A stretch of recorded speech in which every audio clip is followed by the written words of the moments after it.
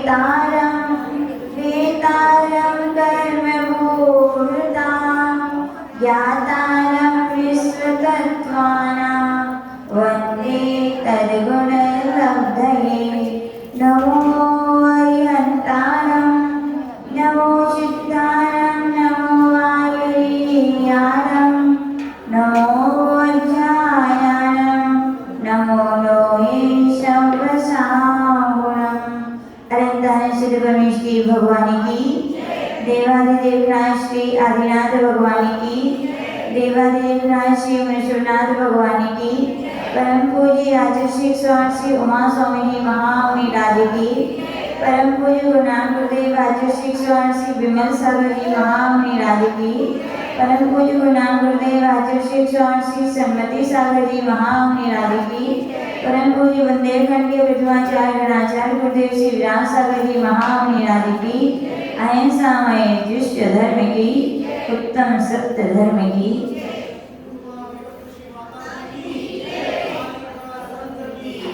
हम सभी यहाँ पर पर्युषण पर्व की पावन बेला में क्रमशः एक एक अध्याय का वाचन श्रवण करते हुए आज पंचम अध्याय का यहाँ पर श्रवण करेंगे। 1 से लेकर 4 अध्याय में जीव तत्व की मुख्यता से कथन किया गया और चौथे अध्याय में देव होते हैं, इस बात की यहाँ पर प्रमुखता की गई। अब आचार्य भगवान 5वें अध्याय में यहाँ पर दूसरा तत्व, कौन सा दूसरा तत्व? अजीव तत्व है, उसके बारे में यहाँ पर कथन करने जा रहे हैं। यहाँ पर ध्यान रखें 6 प्रकार की द्रव्य होती हैं। कितनी द्रव्य होती हैं? कौन कौन सी होती हैं? जीव, उद्गल, धर्म, अधर्म, आकाश और काल। इतना बन को ज्ञात है तो ये बन को तत्वासुर का 5वां अध्याय समझना बहुत सरल होगा। यहाँ पर पहला सूत्र आचार्य भगवान यहाँ पर कहने जा रहे हैं कि कौन कौन सी द्रव्य अजीब है और बहुप्रदेशी हैं। अजीब का मतलब आप सभी जानते हैं, जिसमें चेतना नहीं पाई जाती है। बहुप्रदेशी यानी या इसको कायवान भी कहते हैं, जिसमें शरीर की तरह बहुत सारे प्रदेशों का परिचय है। यानी शरीर बहुत सारे बुद्गल के परमाणु से मिलकर बना है। इसी प्रकार से जो अन्य द्रव्य हैं वे भी एक अकेले 2 प्रदेशों से नहीं, उनके भी क्या है? बहुत सारे प्रदेश हैं, इसलिए उनके लिए बहुप्रदेशी कहा जाता है। और इसी का पर्यायवाची नाम क्या है? कायवान भी से कहते हैं। तो यहाँ पर शिष्य पूछ रहे भगवान कौन कौन सी द्रव्य अजीब है और बहुप्रदेशी हैं। तो पहला सूत्र यहाँ पर आचार्य भगवान श्री उमा स्वामी जी महाराज बता रहे हैं, अजीव काया धर्मा धर्माकाश पुद्गलः। यहाँ पर कह रहे हैं धर्म, अधर्म, आकाश और पुद्गल, ये 4 द्रव्य अजीब हैं। अजीब का मतलब इनमें चेतना नहीं पाई जाती है। कायवान है यानी कि ये बहुप्रदेशी हैं, इनके बहुत सारे प्रदेश होते हैं, इस प्रकार से यहाँ पर कहा गया है।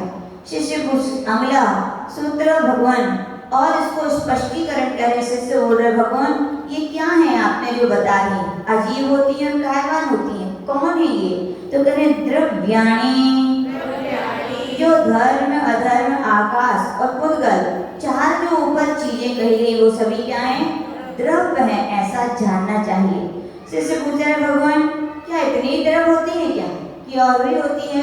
तो आगे सूत्र करें जीवाश्च, जीव भी एक द्रव्य है। और 4 यानी कि पहले नंबर के सूत्र में बहुप्रदेशी बना कहा गया था। तो जीव जो है वो अजीब नहीं है, लेकिन वो क्या है? बहुप्रदेशी है, यानी इसमें चेतना पाई जाती है और इसमें बहुत सारे प्रदेश पाए जाते हैं। तो यहाँ पर जीव एक द्रव्य है और वो कैसी है? बहुप्रदेशी है, ऐसा जानना चाहिए। शिष्य पूछ रहे भगवान इनकी क्या विशेषताएं होती हैं? तो सूत्र कह रहे हैं आगे का नित्यावस्थितान रूपाणी। तो यहाँ पर कह रहे हैं ये ऊपर द्रव्य कही गई हैं, वे नित्य हैं, अवस्थित हैं और अरूपी हैं। नित्य का अर्थ यहाँ पर आचार्य भगवान कह रहे हैं जो कभी नष्ट नहीं होती हैं। 6 द्रव्य 3 लोकों में पाई जाती हैं, द्रव्य कभी नष्ट नहीं होती हैं। हम सभी जीव द्रव्य हैं कि नहीं है? हैं। आपका क्या आप मरण को प्राप्त होते हैं कि आप नष्ट हो जाते हैं? नहीं, क्या होता है? आपकी आत्मा तो वो पर्याय का उत्पाद और व्यय होता है, लेकिन द्रव्य तो ज्यों का त्यों होता है। कोई पुद्गल का भी उदाहरण ले लें, कोई वृक्ष है, वृक्ष का दहन कर दिया तो क्या वो नष्ट हो गया? क्या हो गया? उसमें पर्याय का परिणमन हो गया। वृक्ष पर्याय से उसकी अंगारा या राग पर्याय में परिणमन हो गया, लेकिन पुद्गल द्रव्य कभी नष्ट नहीं होता है। तो आचार्य भगवान कह रहे हैं धर्म अधर्म आकाश और वहां पर जीव द्रव्य जो कही है वो क्या है? कभी नष्ट होती नहीं है। शिष्य पूछ रहा है और नित्य के बाद कौन सा शब्द है? अवस्थित, यानी इनकी संख्या का ये उल्लंघन नहीं करती हैं। अन्य अन्य मतों में द्रव्यों की ज्यादा और कम संख्याएं कही गई हैं, लेकिन अपने यहाँ के जैन आगम के दिगंबराचार्य आचार्य भगवान कह रहे हैं 6 द्रव्यों के अलावा दुनिया में विश्व में इनके अलावा कोई भी पदार्थ एक्स्ट्रा नहीं है। जो कुछ है इन 6 द्रव्यों का ही भाग है। तो 6 ही द्रव्यों में सबको समा जाता है। तो आचार्य भगवान के अवस्थित, इनकी संख्या 6 ही अवस्थित है, ना इससे कम है ना इससे ज्यादा है। फिर कह रहे हैं अरूपाणी, यानी कि ऊपर जो द्रव्य कही गई है धर्म अधर्म आदि वो सभी कैसी हैं? अरूपी हैं। रूपी का अर्थ आप सभी लोग जिनने द्रव्य संग्रह पढ़ा होगा उनको याद होगा, जिसमें 8 प्रकार का स्पर्श, 2 प्रकार की गंध, 5 प्रकार का रस और 5 प्रकार का वर्ण पाया जाता है, उसे रूपी कहते हैं। और जिनमें ये नहीं पाया जाता है उन्हें अरूपी कहते हैं। तो कहने का तात्पर्य आत्मा अरूपी है, धर्म द्रव्य भी अरूपी है, अधर्म द्रव्य भी अरूपी है, आकाश द्रव्य भी अरूपी है। आचार्य महाराज रुक गए। तो शिष्य ने पूछा क्यों? आपने पुद्गल क्यों नहीं कहा? बोले नहीं कहा तो कोई ना कोई रहस्य होगा, इसीलिए तो रुक गए। तो अगला सूत्र यहाँ पर कह रहे रूपिणः पुद्गलः, जो पुद्गल द्रव्य वो अरूपी नहीं है बल्कि क्या है? रूपी है। तो ऐसा आचार्य भगवान ने कहा। फिर सूत्र में आचार्य भगवान शिष्य से पूछा भगवान की कितनी कितनी संख्या में होते हैं? तो सूत्र कह रहे हैं आकाशादेकत् द्रव्याणि। आ का अर्थ होता है संस्कृत की व्याकरण में तप, पर्यंत तप के रूप में इसका यूज किया जाता है। तो पहले नंबर का सूत्र आप निकाल लीजिए, उसमें आकाश तप यानी आकाश के पहले कौन कौन सी द्रव्यों के नाम आए हैं? धर्म द्रव्य का और अधर्म द्रव्य का। तो सीधा यहाँ पर आचार्य भगवान कह रहे हैं धर्म द्रव्य, अधर्म द्रव्य और आकाश तक कहा है, इसलिए आकाश द्रव्य को भी ग्रहण कर लेना चाहिए। यानी एक तीनों द्रव्य कितनी होती हैं? एक होती है। कितनी संख्या होती है इनकी? एक धर्म द्रव्य होती है, एक अधर्म द्रव्य होती है और एक ही आकाश द्रव्य होता है। शिष्य पूछ रहे भगवान इन 3 द्रव्यों की क्या और कोई विशेषता है? तो आगे सूत्र कह रहे निष्क्रियाणि च। तो कह रहे धर्म द्रव्य, अधर्म द्रव्य और आकाश द्रव्य ये क्रिया नहीं करते हैं। क्या नहीं करते हैं? क्रिया नहीं करते हैं। तो यहाँ पर सूत्र में कहा गया क्रिया का अर्थ होता है हलन चलन, या एक क्षेत्र से दूसरे क्षेत्र पर गति करके जाने को क्या कहते हैं? क्रिया कहते हैं। तो धर्म द्रव्य और अधर्म द्रव्य, आकाश द्रव्य क्या क्रिया नहीं करते हैं। तो सीधा यहाँ पर इन सूत्रों से सीधा अर्थ निकल जाता है कि 6 द्रव्यों में कितनी द्रव्य अजीब हो गई? कितनी द्रव्य हो गई अजीब? जीव को छोड़ करके 5 द्रव्य क्या है? अजीब हैं। अरूपी कौन कौन सी हैं? पुद्गल को छोड़ करके सभी द्रव्य अरूपी हैं। बहुप्रदेशी कौन कौन सी हैं? कार्य द्रव्य को छोड़कर सभी द्रव्य बहुप्रदेशी हैं। और निष्क्रिय कौन कौन सी हैं? तो जीव और पुद्गल को छोड़ करके 4 द्रव्य क्या हैं? निष्क्रिय है। तो इस प्रकार से अपन शॉर्ट में इसको समझ सकते हैं।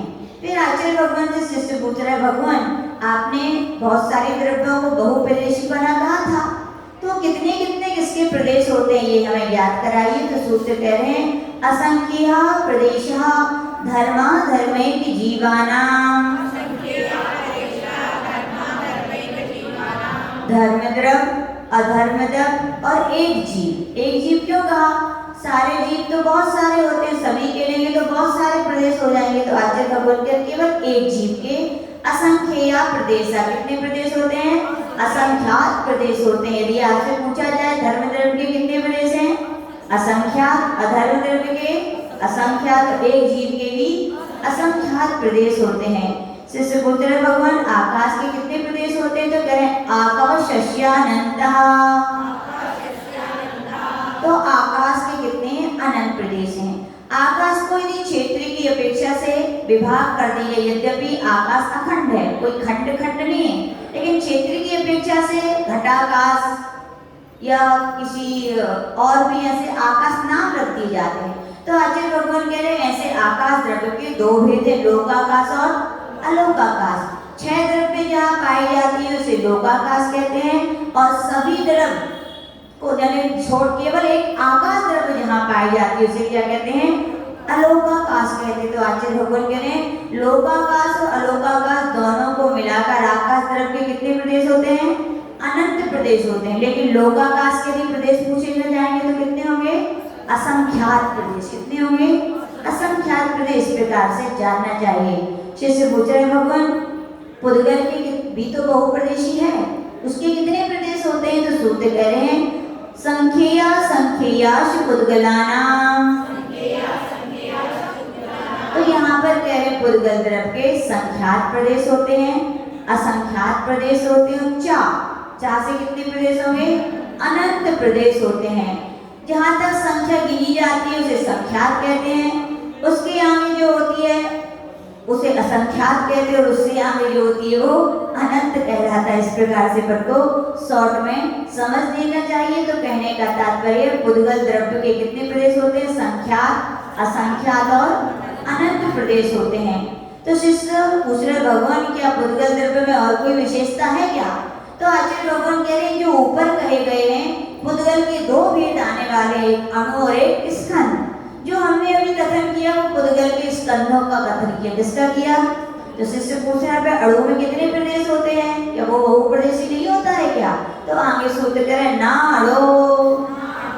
क्या होगा? अड़ो नहीं, नाड़ो यानी अड़ो नहीं। इसका अर्थ ये नहीं लेना है ना अड़ो। तो आचार्य भगवान के अणु के नहीं होते हैं प्रदेश, ये अर्थ निकलेगा क्या? नहीं। यदि ऐसा कर दोगे तो फिर अर्थ का अनर्थ हो जाएगा। पहले भी कहा सूत्र अनुवृत्ति से लिए जाते हैं। ऊपर कहा गया था जो पुद्गल के स्कंद हैं उनके कितने प्रदेश कहे गए थे? संख्यात, असंख्यात और अनंत। तो उसी अर्थ के ना यानी कि अणु जो होता है उसके न संख्यात प्रदेश होते हैं, ना असंख्यात होते हैं, ना अनंत होते हैं, बल्कि कितना प्रदेश होता है? एक प्रदेश होता है। अर्थ से यदि करेंगे ना, व्याकरण से कहेंगे नाड़ तो अणु के फिर प्रदेश ही नहीं होंगे। लेकिन शुद्ध अनुवृत्ति से यदि अर्थ लगाते हैं तो क्या अर्थ निकलेगा? प्रदेश तो होता है, कितना होता है? एक होता है, लेकिन क्या क्या नहीं होते उनके? संख्यात नहीं होते, असंख्यात नहीं होते और अनंत नहीं होते हैं। अणु किसे कहते हैं? तो पुद्गल के सबसे छोटे हिस्से को क्या कहते हैं? अणु कहते हैं, या जिसका दूसरा हिस्सा नहीं किया जा सके। ऐसे अविभागी विभाग को क्या कहते हैं? अणु या परमाणु कहते हैं। साइंस में भी आचार्य बताते हैं परमाणु की खोज की, लेकिन वो पहुंच पाए क्या? एक विज्ञान ने कह दिया कि ये परमाणु है, लेकिन दूसरे विज्ञान ने क्या किया? उनके 3 और डिवाइड कर दिए। कौन कौन से कर दिए? Electron, proton, neutron. तो उनकी परिभाषा क्या हो गई? गलत सिद्ध हो गई, क्योंकि परमाणु तो वो है जिसका दूसरा हिस्सा ना हो।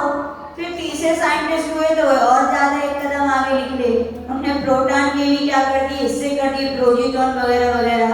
तो आचार्य भगवान ने जब तक हिस्से हो जाएंगे, होते रहेंगे, तब तक साइंस कितना भी कहे वो परमाणु है, लेकिन जैन आगम उसे परमाणु स्वीकार नहीं करेगा, क्योंकि जैन आगम के अनुसार तो परमाणु वही है जिसका फिर दोबारा हिस्सा ना हो सके। तो ऐसा जानना चाहिए। शिष्य पूछ रहे भगवान ये सभी समस्त द्रव्य रहती कहाँ है? तो सूत्र आगे दे रहे हैं लोकाकाशे वगाहा। तो कह रहे 6 द्रव्य, चाहे जीव द्रव्य हो, चाहे पुद्गल हो, चाहे धर्म हो, चाहे अधर्म हो, चाहे आकाश हो, चाहे काल हो, कहाँ रहते हैं? सब लोकाकाश में रहते हैं। इससे कई मतों में कहा गया ना कि ये सारे लोग को कोई कुछ कछुए की पीठ पर है, कोई बोलता है ना, बोलते हैं ना, कोई शेषनाग पे खड़ी है। तो आचार्य भगवान कह रहे हैं यदि कछुए शेषनाग पर यदि मान ली लोग खड़ा है तो कछुआ काहे पे खड़ा है? फिर बताओ। तो ऐसा अनवस्था दोष आएगा। इसीलिए आचार्य भगवान कह रहे ये सब मान्यताएं नहीं है। सीधा है कि 6 द्रव्य कहाँ रहती हैं? लोक आकाश में रहती है और आकाश स्वयं प्रतिष्ठित है, इसलिए अनवस्थानी दोष उसमें नहीं आते, इसलिए उसकी सिद्धि हो जाती है। शिष्य पूछ रहे भगवान लोकाकाश में कौन सी तरफ कितने हिस्से में रहती है? तो आगे सूत्र करें धर्मा धर्मियो सने का अर्थ होता है संपूर्ण। जितना लोकाकाश है उसके संपूर्ण हिस्से में धर्म द्रव्य भी रहती है और अधर्म द्रव्य। ऐसा हो सकता है क्या? हो सकता है। हर द्रव्य के 10 सामान्य गुण होते हैं, उनमें एक अवगाहनात्मक गुण होता है और एक अगुणभूत गुण। अवगाहनात्मक गुण के कारण एक द्रव्य के प्रदेश दूसरे द्रव्य में भी समा सकते हैं कि नहीं? समा सकते हैं। अभी जैसे सिद्धों में होते हैं ना, सिद्ध जो क्षेत्र कितना है 45 लाख योजन का है, लेकिन सिद्ध कितने जाने वहां पर? बहुत सारे जाने। तो कैसे होंगे? एक के अंदर एक के अंदर एक के अंदर घुसते जाएंगे। तो कौन सा गुण है वो? अवगाहनत। हर द्रव्य में ये अवगाहनत गुण होता है, जिससे वे एक दूसरे के प्रदेशों में प्रवेश तो कर जाते हैं लेकिन अपने अपने अस्तित्व को खोते नहीं है। तो आचार्य भगवान कह रहे धर्म द्रव्य अधर्म द्रव्य दोनों ही संपूर्ण लोकाकाश में रहते हैं, लेकिन किस प्रकार से रहते हैं, कितने में रहते हैं? तो आचार्य भगवान उदाहरण दे रहे तिल में। जैसे तेल, कोई आपसे पूछे तिल के दाने इसमें तेल कहाँ पर है, तो क्या बोलोगे? संपूर्ण हिस्से में है। मूंगफली के दाने लाया, कोई आपसे पूछे इसमें तेल कहाँ है, तो क्या बोलोगे? संपूर्ण मूंगफली के भाग में। ऐसे कहा जाएगा कि जितना लोकाकाश है उसके संपूर्ण प्रदेशों में यानी हिस्से में धर्म द्रव्य रहता है और अधर्म द्रव्य, फिर भी एक दूसरे को कोई बाधा नहीं पहुंचाते हैं। शिष्य पूछ रहे हैं भगवान पुद्गल द्रव्य कितने हिस्से में रहता है? तो सूत्र कह रहे हैं एकम प्रदेशादिषु भाज्य पुद्गलानाम। तो कह रहे पुद्गल द्रव्य का अवगाह लोकाकाश के एक प्रदेश को लेकर संख्यात असंख्यात प्रदेशों में होता है। एक प्रदेश क्यों कहा? क्योंकि सबसे छोटा अणु होता है, तो अणु एक प्रदेश ही है। और 2 आदि जो स्कंद बनेंगे वो कितने बनेंगे? संख्यात और असंख्यात। अनंत क्यों नहीं कहा? अनंत इसलिए नहीं कहा क्योंकि लोकाकाश असंख्यात ही प्रदेश ही, जब प्रदेश ही इतने हैं तो अनंत कहाँ है? पर पुद्गल के तो अनंत प्रदेश हो सकते हैं, लेकिन पुद्गल जितने हिस्से में रहता है वो क्या है? लोकाकाश के एक क्षेत्र से लेकर संख्यात और असंख्यात में ही रहेगा। इससे आगे वो पुद्गल द्रव्य में शक्ति नहीं है कि वो उसको उल्लंघन कर जाए। शिष्य पूछ रहे भगवान एक जीव कितने हिस्से में रहता है? तो कह रहे हैं असंख्य भागादिषु जीवानाम।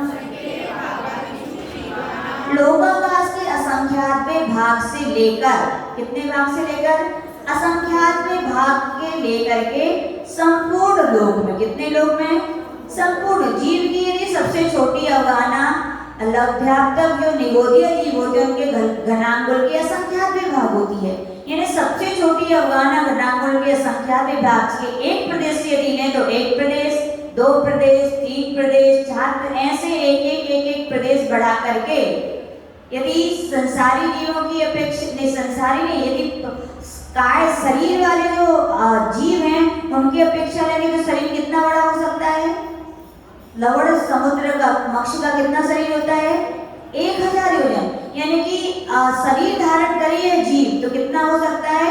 मगरमच्छ के बराबर भी उसके आत्मा के प्रदेश फैल सकते हैं लोका।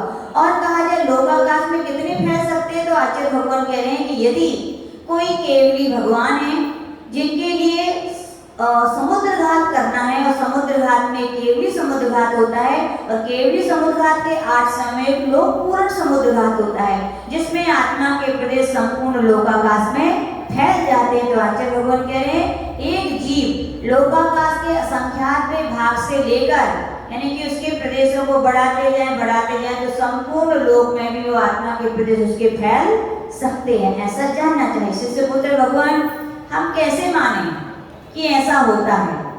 क्या आप उदाहरण देंगे कि हम कैसे माने कि आत्मा के प्रदेश फैल भी जाते हैं और संकुचित हो जाते हैं? कैसे हम माने? तो आचार्य भगवान उदाहरण दे रहे हैं प्रदेश संहार विसर्पाभ्याम प्रदीपवत। तो कह रहे हैं कि जीव के आत्मा के या पुद्गलों के प्रदेशों में 2 प्रकार के गुण पाए जाते हैं। कौन से पाए जाते हैं? संहार और विसर्प।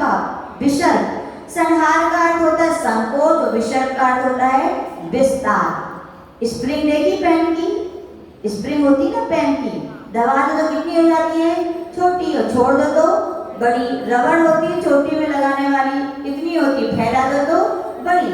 यानी फैला दिया तो उसके जो पुद्गल के परमाणु थे वो क्या हो, फैल गए, और छोड़ दिया तो संकुचित हो गए। ऐसी आचार्य भगवान कह रहे आत्मा के प्रदेशों में ऐसा ही होता है। आत्मा कोई है, कोई चींटी के शरीर में किसी का जन्म हुआ तो आत्मा के प्रदेश कितने हो जाएंगे, चींटी बराबर। और यदि ऐसा ना माना जाए, मान लो किसी हाथी था कोई पहले और मर करके चींटी हो गया, और हाथी बराबर प्रदेश थे, चींटी तो इतनी है, तो बाकी क्या बाहर लटकेंगे क्या, तो क्या हो जाएंगे, लटकेंगे नहीं, वो प्रदेश क्या हो जाएंगे, संकुचित हो जाएंगे, चींटी के बराबर ही अपने को संकुचित कर लेंगे। और मान लो वही चींटी मर करके हाथी हो गई तो क्या होगा, यदि उसका विस्तार नहीं मानोगे तो फिर लगता है उसके कान के इतने से हिस्से में रहेगी बस वो प्रदेश, और बाकी तो नहीं रहेंगे। तो नहीं, हाथी के शरीर में जब आत्मा जाएगी तो उसके प्रदेश क्या हो जाएंगे, फैल जाएंगे। उदाहरण दिया प्रदीप पर, एक अंधेरे कमरे में दीपक रखिएगा, जो दीप प्रज्वलन किया हुआ, तो क्या होगा, उसका प्रकाश सारे कमरे में फैल जाएगा। और उसी दीपक के ऊपर एक बर्तन रख दीजिए तो प्रकाश क्या हो जाएगा, उस बर्तन के बराबर। प्रकाश कम या बड़ा हुआ क्या, प्रकाश कम बड़ा नहीं हुआ, बल्कि क्या हुआ, जो प्रकाश के प्रदेश थे पहले पूरे विस्तरित थे और अब बर्तन रख दिया तो क्या हो गए, संकुचित हो गए। तो यहाँ पर आचार्य भगवान कह रहे हैं जितनी जितनी आत्माएं होती हैं उनमें ये संहार, संकोच, विस्तार नाम का गुण पाया जाता है, जिससे वे स्वदेह, कितनी आत्मा होती है, स्वदेह प्रमाण आत्मा, जितनी संसारी जीवों का शरीर होता है उतनी उनकी आत्मा होती है। शिष्य पूछ रहे भगवान ये द्रव्य हमारे किस काम के, क्या प्रयोजन है इनसे, हमें क्या लेना देना है। तो आचार्य भगवान कह रहे भैया ऐसे नहीं है, जी हमारे बहुत बड़े उपकारी हैं। तो क्या उपकार करते हैं, तो सूत्र दे रहे हैं, गतिस्थित्युप ग्रहो धर्मा धर्म्यो रूपकारा। तो यहाँ से सूत्र में दो चीजें, एक गति है और एक स्थिति है। और उपग्रह का अर्थ होता है उपकार। दो प्रकार के लोग होते हैं, उपद्री और उपग्रही। आचार्य बोलते थे उपद्री नहीं, क्या बनो, उपग्रही बनो, दूसरों को परेशान करने वाले नहीं, दूसरों का उपकार करने वाले बनो, तो तुम्हारे जीवन की सार्थकता है। अजीब बोलते देखो द्रव्य अजीब होकर के भी उपकार कर रहे हैं, और आप जीव होकर के भी अपकार करो तो आपको शोभा नहीं देता है। कभी किसी का अपकार नहीं, क्या करना चाहिए, जितना बनेपन को उपकार करने की अपन को कोशिश करनी चाहिए। कोई अपने साथ कितना भी बुरा कर दे, लेकिन अपन को क्या करना चाहिए, क्यों करना चाहिए, क्योंकि अपन भगवान पारसनाथ के वंशज हैं। किसके हैं, जिन्होंने अपकारी को भी क्षमा कर दिया, ऐसे अपन लोग हैं। तो आचार्य यहाँ पर सूत्र करें गति और स्थिति, गति के नीचे धर्म और स्थिति के नीचे अधर्म। यानी कि जो धर्म द्रव्य है वो क्या करता है, जीव और पुद्गल के लिए, किसके लिए, केवल 6 द्रव्यों में जीव और पुद्गल ही गति करते हैं, बाकी तो पढ़ने पड़ा वो निष्क्रिय है। तो जीव और पुद्गल दो द्रव्य क्या करते हैं, वो चलने में क्या है, वो सहायक है। लेकिन कैसी सहायक है, उदासीन रूप से। धर्म द्रव्य ना चलती है ना चलाती है, लेकिन जो चलना चाहता है तो उसके चलने में क्या करती है, सहयोग करती है। जैसे पटरी है रेल की, क्या है वो, धर्म द्रव्य। क्या जबरदस्ती चलाती है क्या ट्रेन को, नहीं। ट्रेन का इंजन वाला ट्रेन को चलाना चाहे तो पटरी क्या है, सहायक है, लेकिन स्वयं किसी पटरी कभी किसी को चलने को नहीं कहती है। तो कहने का तात्पर्य धर्म द्रव्य उदासीन रूप से क्या करते हैं, जीव और पुद्गलों के चलने में क्या करते हैं, सहायता प्रदान करते हैं। दूसरा उदाहरण कौन सा आता है, मछली के चलने के लिए जल है कि नहीं। अब जल तो ताला बहुत सारा होता है, मछलियां भी बहुत सारी होती हैं, क्या पानी सबको जबरदस्ती चलाता है क्या, जो चलना चाहती है, जो तैरना चाहती है उनके लिए सहायक है, बाकी किसी के लिए वो जबरदस्ती चलाता नहीं है।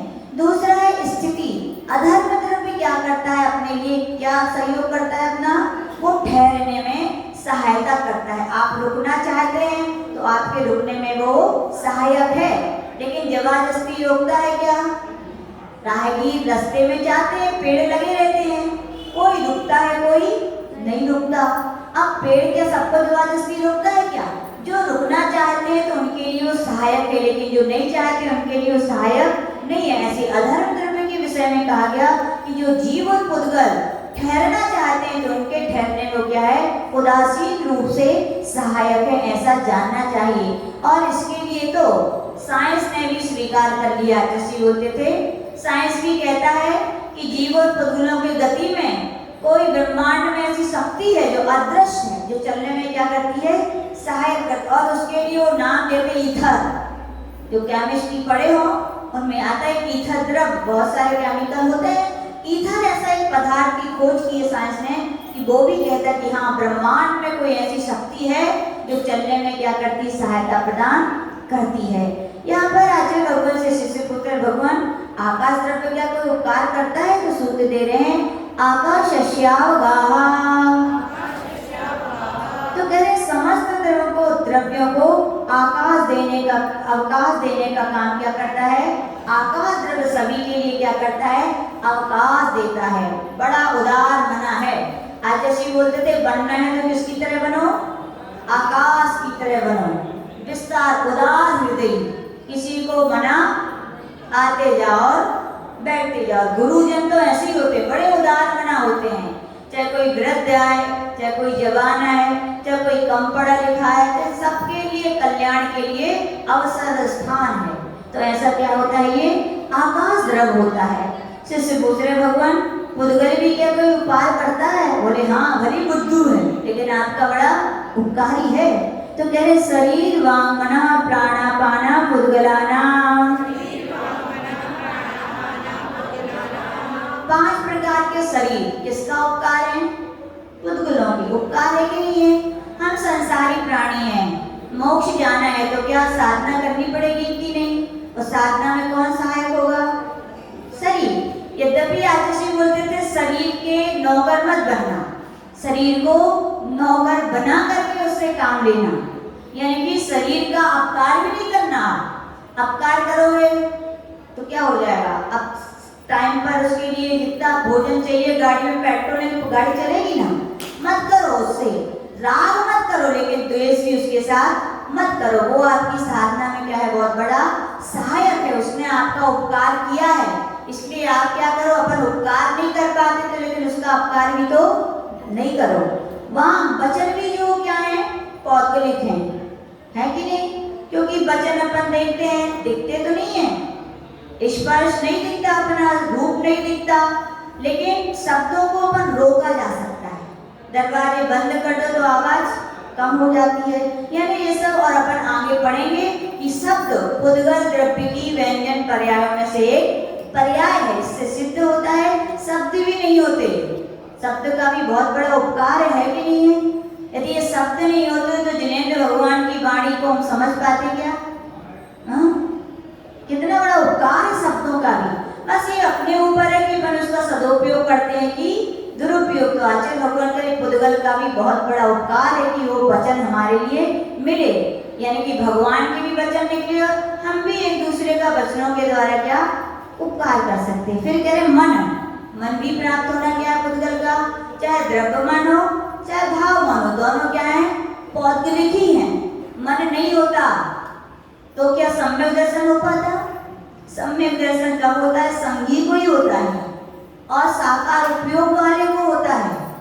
तो आचार्य भगवान यहाँ पर कह रहे मन का भी बड़ा उपकार। यदि मन ना होता तो जिनेंद्र भगवान की वाणी को हम नहीं समझ पाते और उसके अनुसार चल नहीं पाते तो हमारा कल्याण भी नहीं हो पाता। तो पुद्गल का बहुत बड़ा उपकार है। प्राणापाना, जो वायु अंदर से बाहर की ओर जाती है उसे प्राण कहते हैं, जो बाहर से अंदर की ओर आती है उसे अपान कहते हैं। ये भी बहुत बड़ा उपकार है। व्यवहार से सही पहचान तो इसी से होती है व्यक्ति का जन्म है, जी रहा है कि नहीं जी रहा है। प्राण पान चलता रहता है। तो आचार्य भगवान कह रहे कि ये भी क्या है? पुद्गल का बहुत बड़ा उपकार है। शिष्य पूछ रहे भगवान क्या और भी पुद्गल उपकार करता है? तो सूत्र कह रहे सुख दुख जीवित मरणोपग्रहास्य, जितने भी इंद्रिय सुख मिल रहे हैं किस क्या है? ये रसगुल्ला क्या है? हाँ बोलो। ठंडा गरम क्या है? पुद्गल है। खट्टा मीठा क्या है? सब पौद्गलिक चीजें हैं, क्योंकि रस पुद्गल की पर्याय है, स्पर्श भी पुद्गल की पर्याय है, गंध भी पुद्गल की। तो आचार्य जितने भी पंचेंद्रियों के सुख आपको मिल रहे हैं वो सब किसके उपकार हैं? पुद्गल के। मेहरबानी मानो, ठीक है ना। तो दुख भी क्या है? पुद्गल के। असाता वेदनी कर्म, और कर्म क्या है? पौद्गलिक है। तो आचार्य भगवान के दुख भी ज्यादा मीठा मीठा भी अच्छा नहीं होता। जीवन में दुख भी आने चाहिए कि नहीं? बोलो, आने चाहिए कि नहीं? आने चाहिए, क्योंकि सुख के दिन आते तो लोग सुख में इतने भूल जाते धर्म करना और भगवान को भूल जाते हैं। हमारे आचार्य जी बोलते थे हमेशा दुख में भावित ज्ञान किया करो।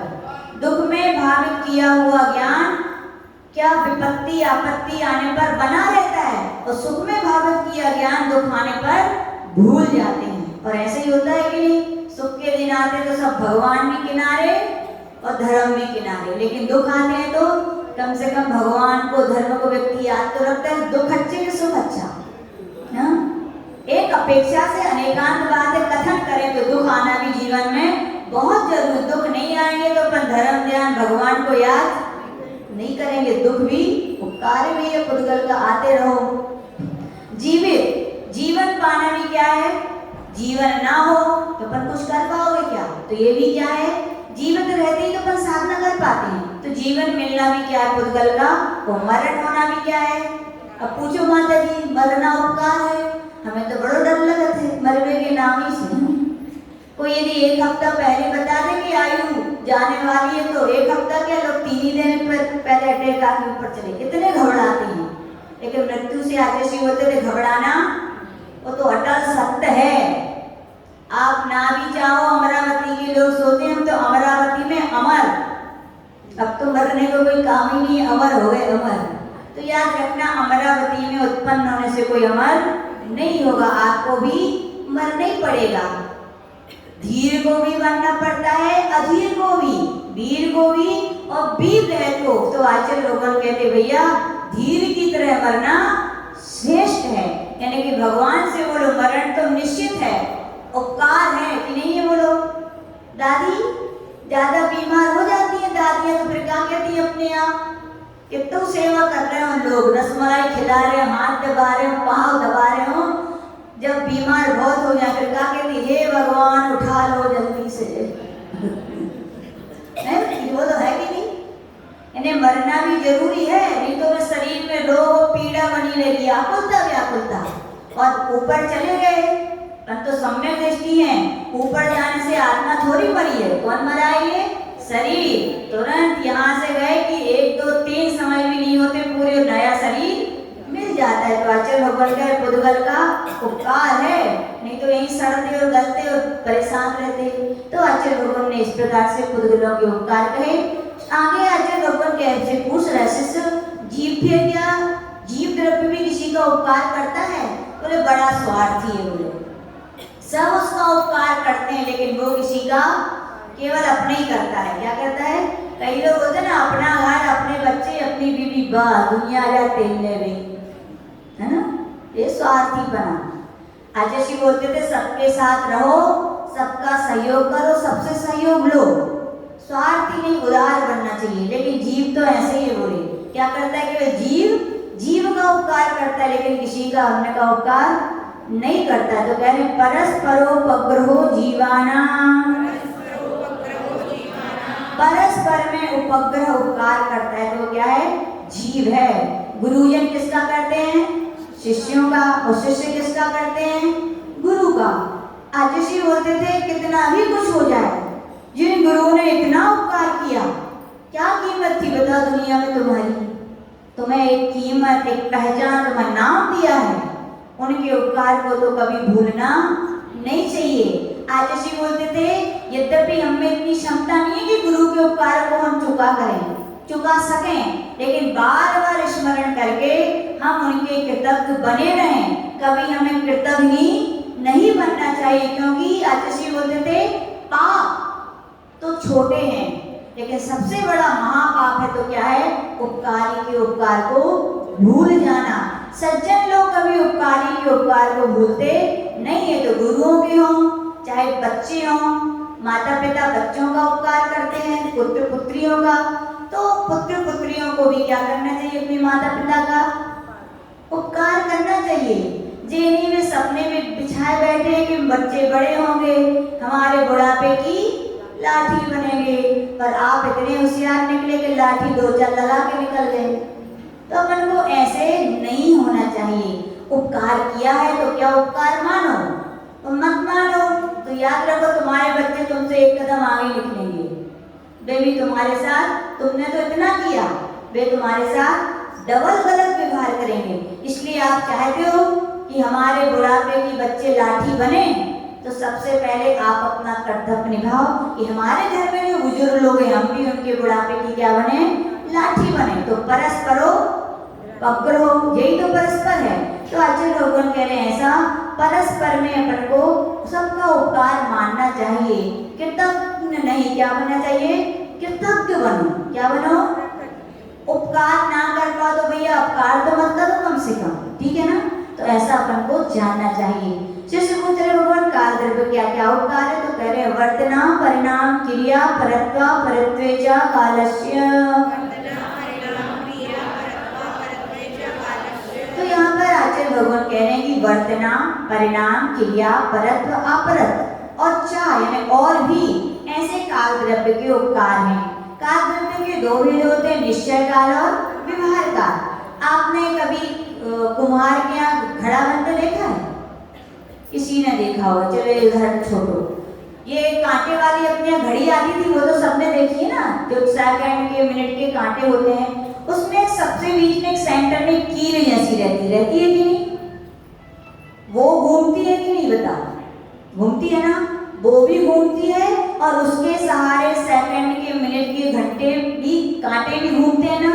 ऐसे कहा जाता है कि जो कील है उसका नाम है निश्चय काल, स्वयं भी घूम रही है, और जो कांटे सेकंड और मिनट की जो सुई है वो है व्यवहार काल, यानी दूसरों को भी घुमाने में वो क्या करती है, सहायता प्रदान कर रही है। ऐसी घड़ा बनता है ना, जब उनका चक्का होता है कुम्हार का, उसमें भी एक कील होती है, वो कील भी घूमती है और उसके सहारे वो चक्का भी घूमता है और मिट्टी भी घूमती है। तो आचार्य भगवान कह रहे हैं जो कील है वो तो निश्चय काल है, स्वयं भी परिणमनशील है और सबके लिए परिणमन में सहायक है, उसका नाम क्या है, व्यवहार काल। तो उसी कील या निश्चय काल को वर्तना कहते हैं। क्या बोलते हैं, वर्तना किसे कहते हैं, निश्चय काल को, जो स्वयं परिणमनशील हो रही है। फिर कहेंगे परिणाम, परिणाम का अर्थ है अपने स्वभाव को ना छोड़कर द्रव्यों की पर्यायों के बदलने को क्या कहते हैं, परिणाम कहते हैं। जैसे जीव के परिणाम क्रोध आदि, कभी क्रोध होते हैं कभी कुछ भी होते हैं, तो क्या जीवत्वपने का अभाव हो गया क्या, नहीं। परिणामों में परिवर्तन कराने में कौन सहायक हो रहा है, काल द्रव्य। फिर कह रहे क्रिया किसे कहते हैं, तो कह रहे हैं काल द्रव्य में जो वृद्धि हानि उत्पन्न होती है या परिस्पंदन होता है उसे क्या कहते हैं, क्रिया कहते हैं। और ये काल द्रव्य भी पुद्गल और जीव जो क्रिया करते हैं उसमें काल द्रव्य भी क्या करता है, उनकी क्रिया में सहायक होता है। परत अपरत होता है छोटे बड़े का व्यवहार। यदि काल द्रव्य नहीं होता तो बताओ आपके यहाँ दो पुत्र हैं, कैसे बताते कौन छोटा है कौन बड़ा है, कहानी तो है, 2 साल वो पहले हुआ इसलिए वो बड़ा हो गया और 2 साल के बाद में हुआ तो छोटा हो गया। तो छोटे बड़े के व्यवहार में भी कौन सहायक है, काल द्रव्य। तो इस प्रकार से जानना चाहिए। जिसे पूछ रहे भगवान पुद्गल कहते किसे हैं, तो कह रहे स्पर्श रसगंध वर्ण वंता पुद्गला, जिसमें स्पर्श रस गंध वर्ण ये 4 गुण पाए जाते हैं उसे क्या कहते हैं, पुद्गल। कौन सी द्रव्य है, पुद्गल रूपी कौन सी द्रव्य है, पुद्गल, और बाकी सब क्या है, अरूपी है। कोई आपसे पूछे आत्मा दिखती है क्या, बोलो आई, आत्मा दिखी कभी? एक बार एक व्यक्ति है, बड़े विद्वान थे, बोले आचार्य कितना ध्यान करते हैं आप, तो बोले मतलब, बोले आत्मा का ध्यान करते कि नहीं करते, बोले करते तो है भैया, जितना होता है तो करते ही है, वो तो साधु का काम ही है ध्यान। कितना करते हैं, बोले करते हैं। बोले क्यों, बोले आपको आत्मा दिखती है कि नहीं, बोले आत्मा दिखती है। आचार्य पहले तो सोचने में पड़ गए, आचार्य ने उन्हीं से प्रश्न कर दिया, बोले आपने ध्यान करते, बोले हाँ हम तो 1-2 घंटे नहीं 3-3 घंटे ध्यान करते हैं। बोले किसका, बोले आत्मा का। बोले दिखती है क्या, बोले हाँ। बोले कैसी दिखती है,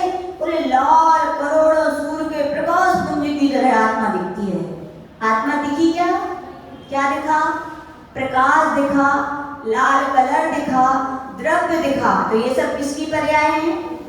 पुद्गल की। आत्मा तो क्या है? अरूपी है। किसी ने पूछा आकाश देखा कि नहीं? आकाश देखा आरती जी? आकाश देखा? सब लोग से पूछो आकाश कहाँ है तो सीधा हाथ ऊपर करते हैं, जे आकाश। और नीला नीला वो आकाश है क्या? आगम की भाषा में तो आकाश अरूपी है। जो दिख रहा है वो क्या है? पुद्गल का महास्कंध है। ये तीनों लोग ठसाठस पुद्गल से भरे पड़े हैं। तो ध्यान रखना, आत्मा दिखती है क्या? आकाश दिखता है क्या? धर्म द्रव्य दिखती है क्या? अधर्म दिखती है? नहीं। और ना काल द्रव्य में दिखता नहीं है, क्योंकि वो क्या है? अरूपी है, क्योंकि उनमें स्पर्श रस गंध वर्ण नहीं पाए। और जिसमें ये पाए जाते हैं वो सब क्या है? पुद्गल है। ऐसा जानना चाहिए। पुद्गल की पर्याय कौन कौन सी है? तो सूत्र कह रहे हैं शब्द वर्ण सौक्ष्म स्थौल्य संस्थान वेद तमस छाया तपो द्योतवंतस्य।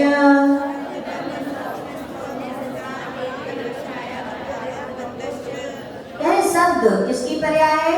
पुद्गल की। ध्वनि बंध, जिनका भी बंध होता है वो सब क्या है?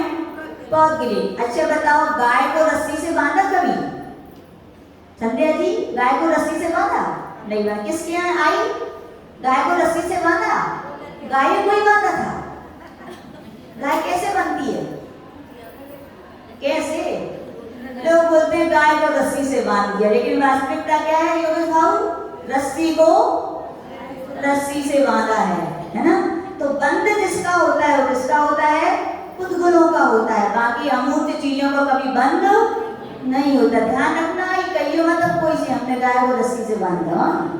सूक्ष्म यानी सूक्ष्म, जितनी भी चीजें छोटी से छोटी जिनका वर्णन किया जाता है वो सभी पौद्गलिक हैं। स्थूल भी आकार वाली चीजें पौद्गलिक हैं। संस्थान जिनका आकार छोटा बड़ा होता है वे सब पौद्गलिक हैं। भेद जिनका तोड़ना होता है, सबसे छोटा छोटा हिस्सा करना होता है, भेद भी पौद्गलिक है। तम यानी अंधकार, अंधकार भी क्या है? पौद्गलिक है। छाया भी क्या है? पौद्गलिक है। आतप, आतप यानी उजाला प्रकाश, वो भी क्या है? पुद्गल है। और आतप का अर्थ क्या होता है? आतप यानी आतप, सूर्य में आतप नाम कर्म का उदय होता है ना, मूल में जो मूल में ठंडा है और बाहर तप के दिन हम इसकी विशेष व्याख्या करेंगे। तो इस प्रकार से शॉर्ट में समय अभाव के कारण ये 10 प्रकार की पुद्गल द्रव्य की व्यंजन पर्याय होती हैं। शिष्य पूछ रहे भगवान पुद्गल के कितने भेद है? तो कह रहे अड़वा स्कंदाश्य। पुद्गल 2 प्रकार का होता है, एक अणु और स्कंद। एक प्रदेशी होता है अविभागी, वो अणु कहलाता है, और 2 आदि जिसके प्रदेश होते वे सभी स्कंद कहलाते हैं। शिष्य पूछ रहे भगवान स्कंद कैसे बनते हैं? तो कह रहे हैं वे संघातेभ्यः उत्पद्यन्ते। संघात जब भी बनता है तो भेद से, बड़ी मान लीजिए 20 परमाणु का कोई स्कंध है, इसको तोड़ दीजिए तो 2 टुकड़े होगा, कितने बने हो? 10 और 10, 10 भी क्या है? स्कंधी है, क्योंकि अणु तो कितना होता है? 1 परमाणु वाला। संघात जोड़ करके 10 परमाणु थे, 10 और जोड़ दिए तो क्या बना? वो भी स्कंद बना। और दोनों से भेद संघात से भी 5 निकाल दीजिए, 10 जोड़ दीजिए, तो यदि 1 नहीं है, जितने भी संख्या है तो सभी क्या है? संख्यात के स्कंधी है। ऐसा जानना चाहिए। शिष्य पूछे भगवान परमाणु कैसे बनता है? तो कह रहे भेदागणो। भेद भेद भेद करते जाओ इतने करते जाओ कि भेद होना समाप्त हो जाए, तो क्या बन जाएगा? अपने आप वो अणु बन जाएगा। शिष्य पूछ रहे चाक्षुष स्कंद कैसे होते हैं? तो कह रहे भेद संघाताभ्याम चाक्षुषा। तो आचार्य भगवान कह रहे चक्षुमती से दिखने वाले जो स्कंद हैं वे चाक्षुष कहलाते हैं, और वे भेद और संघात दोनों से ही उत्पन्न होते हैं। ऐसा समझना चाहिए। शिष्य पूछ रहे भगवान बहुत द्रव्य की चर्चा हो गई, आखिर में ये द्रव्य क्या कहलाता है? तो कह रहे सद द्रव्य लक्षण। सद जिसका लक्षण है, यानी जिनका अस्तित्व है, था और रहेगा, वे क्या है? द्रव्य यानी है। गधे की सींग की तरह नहीं है, खाली कथन नहीं है, वास्तविकता में द्रव्यों का अस्तित्व है कि नहीं है? आप क्या हो? जीव है कि नहीं है? पुद्गल है, सब कुछ है। तो अस्तित्व जिसका है वो सभी द्रव्य हैं। शिष्य से वो सत किसे कहते हैं? तो कह रहे उत्पाद व द्रव्य युक्तम सत, इसमें उत्पाद व द्रव्य पाया जाता है उसे क्या कहते हैं? सत। और यही द्रव्य का लक्षण है, यानी कि हर द्रव्य में उत्पाद भी होता है, व्यय भी होता है और द्रव्य भी होता है। उदाहरण आता है, एक राजा था, उसकी एक पुत्री थी, एक पुत्र था। राजा ने अपनी पुत्री के लिए कलश बना के दिया, तो पुत्र ने जैसे देखा तो वो रोने लगा कि मुझे क्या चाहिए, मुझे कुछ भी और भी आइटम चाहिए, मतलब क्या चाहिए, पुत्र को खिलौना चाहिए मान लीजिए। तो राजा ने क्या किया, दूसरा सोना तो था नहीं, तो उस लड़की से कलश लिया, उसको मिटा के क्या बनवा दिया, खिलौना बना दिया। तो क्या हो गया यहाँ पे बताओ? कलश पर्याय का व्यय, खिलौने पर्याय का उत्पाद और सोना तो ज्यों का त्यों रहा। ये उदाहरण है।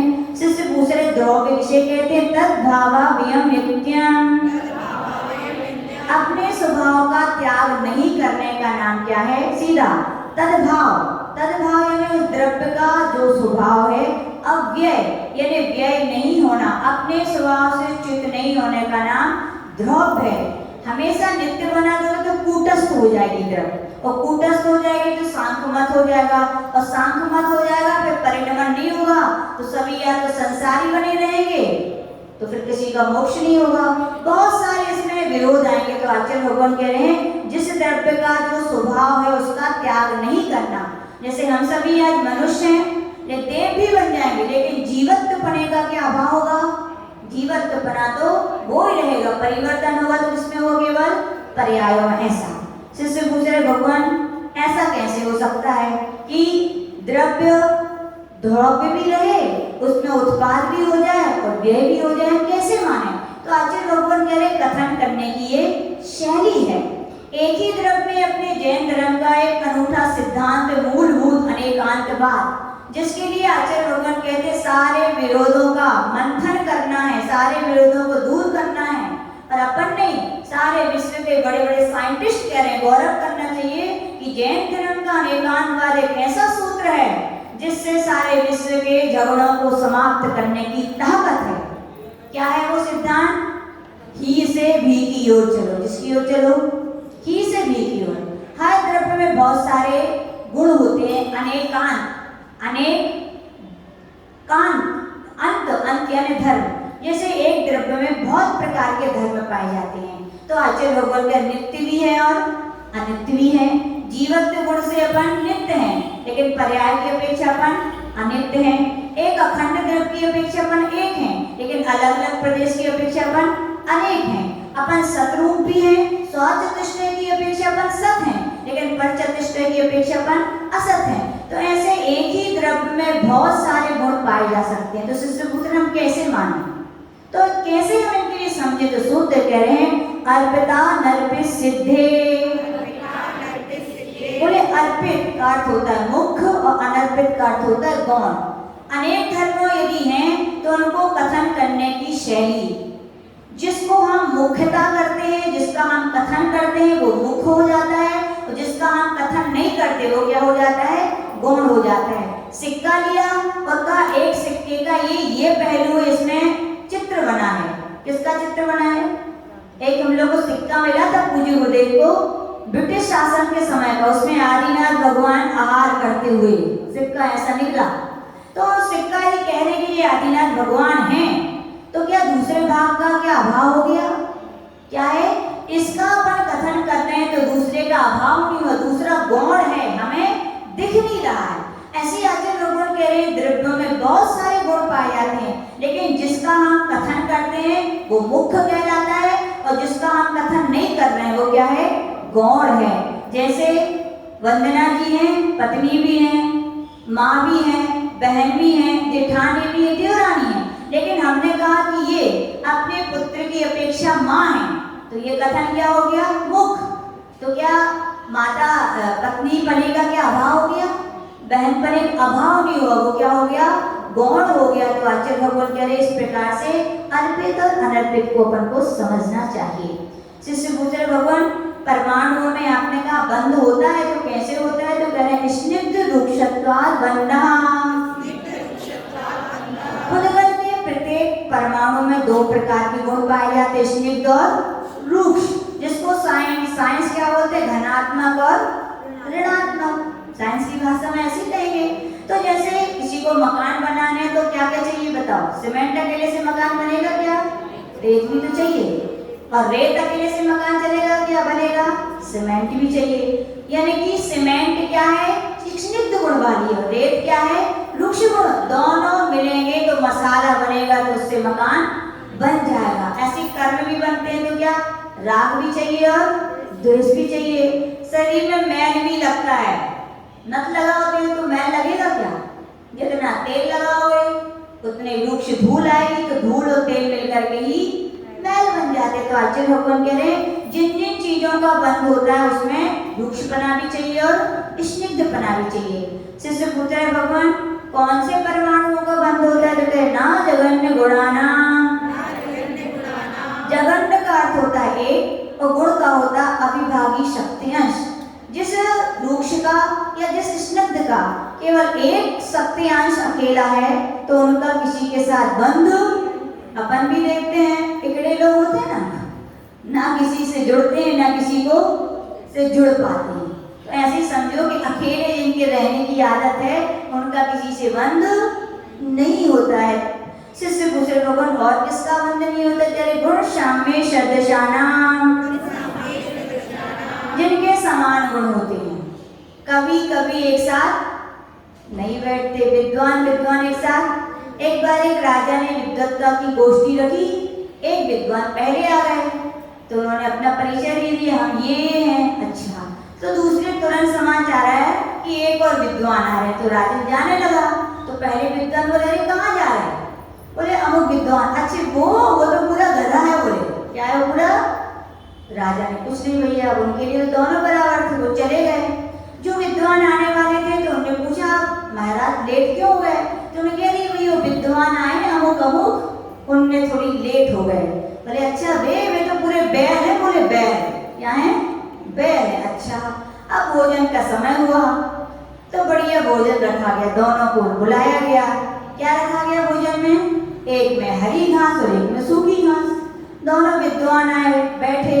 महाराज ने कहा विद्वद्गण जी भोजन प्रारंभ किए। जैसे ही उन्होंने देखा तो सब परेशान, ये हमारा अपमान, घोर अपमान, अपने घर महल में बुलाकर ये खाएंगे हम। तो उन्होंने कह दिया महाराज ने भगवान विद्वान जी हमें तो आपका परिचय मालूम ही नहीं था, इनने आपका बताया, इनने आपका बताया, इनने बोला ये गधा है, इनने बोला ये बैल है।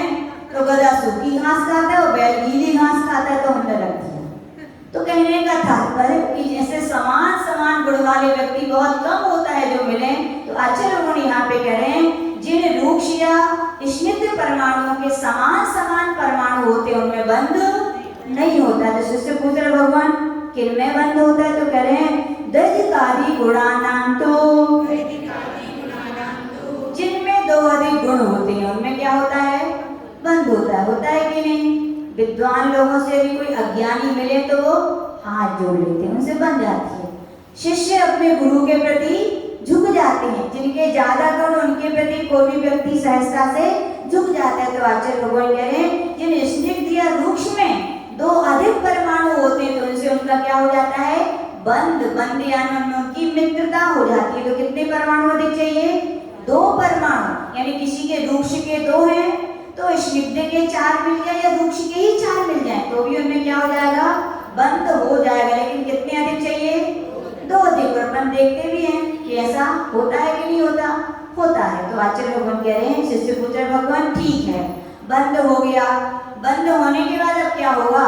तो आचार्य उसकी उदाहरण दे रहे हैं बंदे देखो पारिणामिकौचा। बंध होने के बाद जिसके शक्तियांश परमाणु अधिक होते हैं और जिसके कम होते हैं तो कम वाला अधिक वाले में मिल जाता है। 2 प्रकार के लड्डू बनते हैं, आई बनते हैं कि नहीं? भाव ने यार कौन से भाव? हम मंगेश भाव की कह रही तो सबसे योगी सी और भाव को याद करती है। मंगेश भाव ने राजगिर ला के रखा और आपने चाशनी बनाई। अब क्या हुआ? चाशनी ज्यादा बन गई और राजगिर कम, तो किसके लड्डू कहलाएंगे? शक्कर की नहीं राजगिर की? बोलो शक्कर की, क्योंकि शक्कर की मात्रा जगत ज्यादा थी। और कभी ऐसा भी होता है कि राजगीर क्या हुआ, अरे तो चाशनी कम पड़ गई, लड्डू बने तो किसके कहलाएंगे अब? राजगीर। यानी जिसकी मात्रा अधिक है उसका बोलबाला, फिर छोटों को उनके प्रति झुकना ही पड़ता है। तो आचार्य लोग यही कहते हैं, कम शक्तियांश वाले परमाणु अधिक शक्तियांश वाले परमाणु में अपना परिणमन कर लेते हैं। अपन देखते हैं कोई दुर्जन प्रकृति का मनुष्य है और किसी को सीधा साधा व्यक्ति मिल जाए तो वो उसको भी दुर्जन बना देगा। और कोई अच्छे वाले क्वालिटी के सज्जन मनुष्य हैं, उनको कोई दुर्जन मिल जाए तो वो अपने आप को सज्जन बना ले। जिसके शक्तियांश प्रभाव गुण अधिक होते हैं वो अपने लोगों को आकर्षित करता है। समझ में आया ना सूत्र? आगे शिष्य पूछ रहे भगवान द्रव्य का और भी लक्षण है तो करे गुण पर्यायवत द्रव्याम, जिसमें गुण और पर्याय पाई जाती है उन्हें क्या कहते हैं? द्रव्य कहते हैं।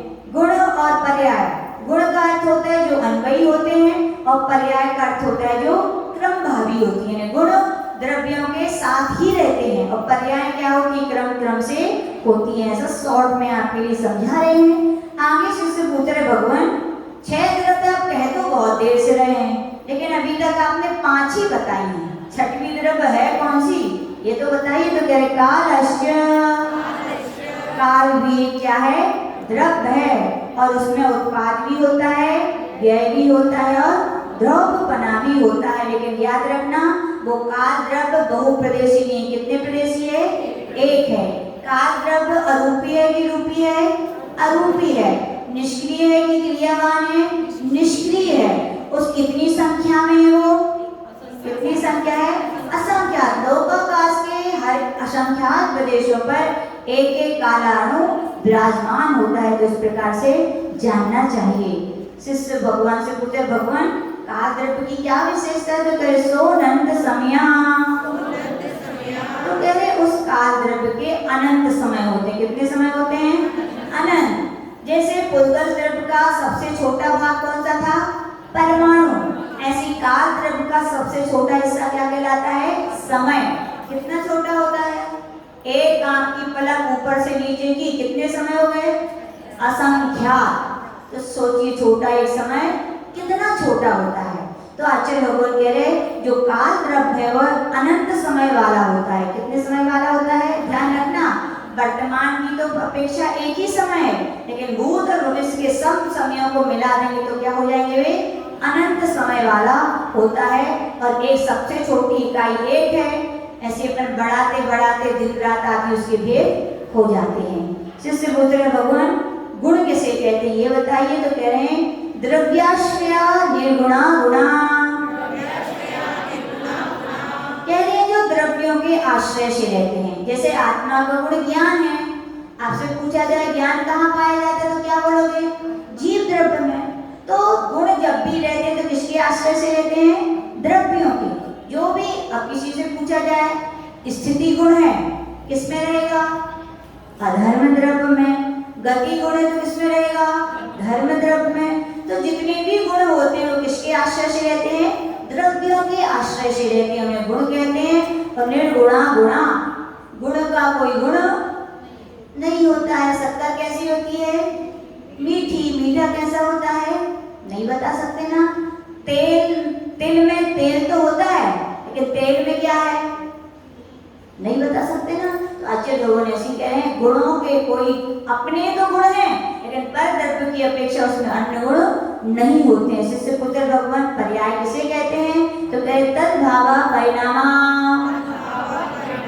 तो आचार्य भगवान के तद्भावा ऊपर गुणों का प्रकरण चल रहा है। तो कह रहे हैं गुणों के परिणमन को या गुणों के विकार को क्या कहते हैं? पर्याय कहते हैं। कहने का तात्पर्य जैसे आम लाए कि नहीं? जब लाए थे तो कैसा था? हरा था। हरा वर्ण था, पुद्गल की पर्याय है। लेकिन रखा पीला हो गया कि नहीं? तो क्या होगा? हरे का पीले रंग में परिणमन हुआ। तो गुणों के ही विकार को क्या कहते हैं? पर्याय कहते हैं। तो इस प्रकार से अपन सभी ने 5वें अध्याय को शॉर्ट में समझने का यहाँ पर प्रयास किया। जो परम पूज्य गणाचार्य गुरुदेव श्री विराट सागर महाविराज की